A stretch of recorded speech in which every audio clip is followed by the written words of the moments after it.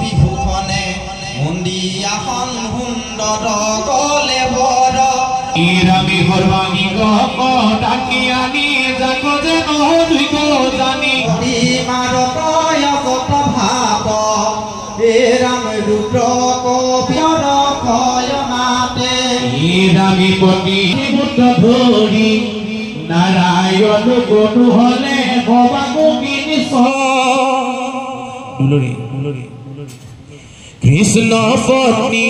গীত শুনা পৰিগীত মাৰতয় কত ভাৱ ৰাম ৰুদ্ৰ কবিৰ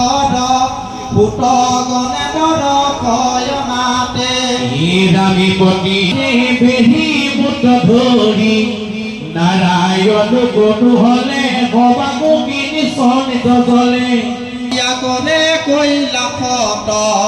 ভূৰ সহস পত্নী ৰঙে সংগে মধুপুৰী জল কেলি কৰা হে হিমত ডিঙিৰ বস্ত্ৰৰ মাজে সাধু উচ্চ কুচ জলে দেখি যেন পুষ্পাৰ থোপা কৃষ্ণ মুখ কৰণিত চুমি বন কাষম্বাৰ আলিংগনে জল কেলি সদিশতে কৃষ্ণ ৰূপ হিলকে পাপ আজি আমি নিজে গৌৰৱবোধ কৰিছো আমাৰ কাষতে থিয় হৈ থকা প্ৰয়াত মহিলা আগৰৱালাৰ পুত্ৰ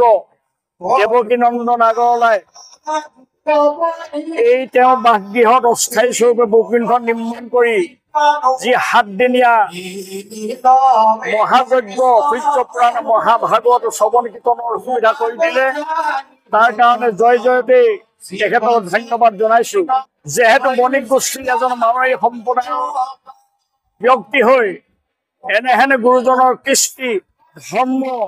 তেওঁ ৰক্ষা কৰিবলৈ গৈ যি আমাক সুবিধাকণ দিলে তাৰ বাবে পুনৰ তেওঁক ধন্যবাদ জনাইছো শ্ৰী শ্ৰী আউনীআটী সত্ৰৰ